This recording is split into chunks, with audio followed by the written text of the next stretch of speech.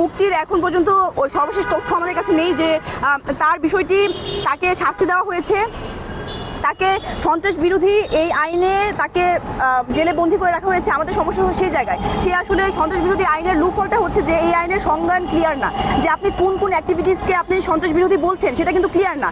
তো ইমি আসলে কোন সন্ত্রাসী বিরোধী কার্যক্রমের সাথে জড়িত সেটি ক্লিয়ার করা হয়নি প্রশাসনের দিক থেকে, এবং প্রমাণাদি কিন্তু মানে পেশ করা হয়নি। তো এটা না করার ফলেও সে হচ্ছে এটা সে সন্ত্রাসী সেটা প্রমাণ হওয়ার আগে সে শাস্তি ভোগ করছে অলরেডি। তো আমাদের অবস্থানটা সেই পক্ষে। বক্তব্যে আমরা পরিষ্কার করেছি যে এই আইনটির অপব্যবহার মূলত বিভিন্ন রাজনৈতিক ঘোষণার কারণে বিভিন্ন ক্ষমতাসীন রাজনৈতিক দল বিভিন্ন সময় ব্যবহার করেছে, যেমন ফ্যাসিস্ট হাসিনা যেরকম ব্যবহার করেছে।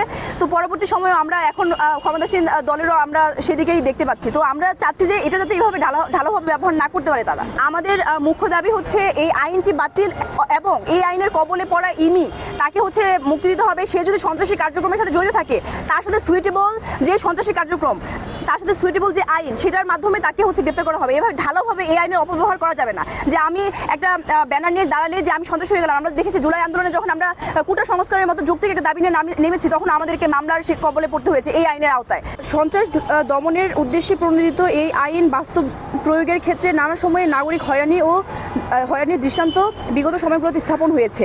ভিন্ন মতকে দমাতে ফ্যাসিস্ট হাসিনার আমলে এই আইনের অপব্যবহার করে বিএনপি, জামায়াত, শিবিরের নেতাকর্মী সহ বহু আইন বহির্ভূত হত্যা, গুম, খুন, মামলা সহ নাগরিক নিপীড়ন করার উদাহরণ আমরা দেখেছি।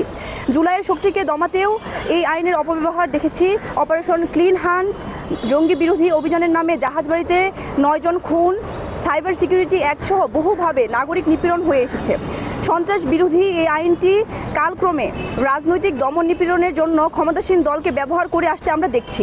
বিশেষত অভিযোগ প্রমাণের পূর্বেই গ্রেফতার ও দীর্ঘমেয়াদী আটক, অস্পষ্ট ধারার কারণে নির্বিচারে প্রয়োগ এবং ভিন্নমত দমনের আশঙ্কা, এবং একটি গণতান্ত্রিক রাষ্ট্রে আইনের শাসন, ন্যায় বিচার ও মানবাধিকারের সুরক্ষা নিশ্চিত করার অত্যাবশ্যক। কিন্তু জুলাই পরবর্তী বাস্তবতায়ও এই আইনের কিছু প্রয়োগ নাগরিকের মৌলিক অধিকারের সঙ্গে সাংঘর্ষিক হয়ে উঠছে, যা দ্রুত পুনর্বিবেচনা করে বাতিল করতে হবে। স্মারকলিপিতে নিম্নোক্ত দাবিগুলো উত্থাপন করা হয়েছে। সন্ত্রাস বিরোধী আইন 2009 অনতিবিলম্বে বাতিল করতে হবে।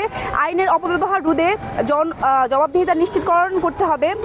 নাগরিকের মত প্রকাশের স্বাধীনতা ও ব্যক্তি স্বাধীনতা সুরক্ষা করতে হবে। বিচারিক তদারকি ও স্বচ্ছতা বৃদ্ধি করতে হবে। ইমিকে এই আইনের দৌরাত্ম্য থেকে মুক্তি দিতে হবে। নাগরিক নিপীড়ন বিরোধী আন্দোলনের পক্ষ থেকে আশা করা যাচ্ছে যে সংশ্লিষ্ট কর্তৃপক্ষ বিষয়টি গুরুত্বের সাথে বিবেচনা করে কার্যকর পদক্ষেপ গ্রহণ করবে। অন্যথায় আমরা আমাদের নাগরিক নিপীড়ন বিরোধী আন্দোলনের পক্ষ থেকে কঠোর আন্দোলনের দিকে সামনের দিনগুলোতে অগ্রসর হব। ধন্যবাদ সবাইকে। কি ধরনের আন্দোলনে? দেখুন, সন্ত্রাস বিরোধী এই আইনটি এমন একটি আইন যেখানে হচ্ছে এই আইনের কালো থাবায় একবার পড়ে গেলে তারা কিন্তু তারা হচ্ছে রিলিজ সহজে হয় না, এটা আমরা আগে জানি। কারণ এটা ভিন্ন মতকে দমনের জন্য 2009 সালে এই আইনটি করা হয়, 2025 সালে এটার অধ্যাদেশ জারি করা হয়। দেখুন, বাংলাদেশে যদি আওয়ামী লীগের বা তার অঙ্গ সংগঠনগুলো সন্ত্রাসী কার্যক্রম বাংলাদেশে চালিয়েছে, তার বহু প্রমাণ রয়েছে, বহু নজির রয়েছে। তারা খুন করেছে, তো এটার জন্য বাংলাদেশ স্পেসিফিক অনেক আইন রয়েছে যেটার মাধ্যমে তাদেরকে ওই আইনের আওতায় বিচার করা যাবে। কিন্তু এই আইনটি রেখে এই আইনের ফাঁকফোঁ করে ঢুকিয়ে দিয়ে এই আইনের মাধ্যমে কিন্তু সাধারণ নাগরিককে হয়রানি করা হয়।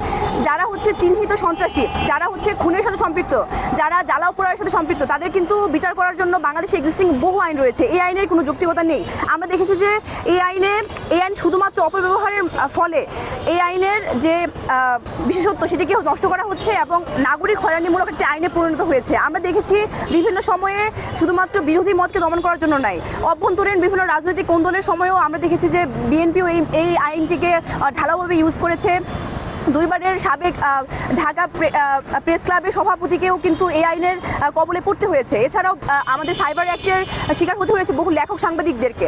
তো আমরা মূলত এই আইনের বিপক্ষে অবস্থান করছি এবং আমরা চাচ্ছি যে এই আইনকে অনতিবিলম্বে বাতিল করতে হবে এবং চিহ্নিত সন্ত্রাসী এবং যেই সন্ত্রাসী কার্যক্রম যারা বাংলাদেশে বিগত সময়ে চালিয়েছে এবং আওয়ামী লীগ সহ অঙ্গ সংগঠনগুলোর বিচার, আমরা বাংলাদেশের এক্সিস্টিং অনেক আইন রয়েছে যেগুলোর মাধ্যমে আমরা তাদের বিচার করার দাবি জানাচ্ছি।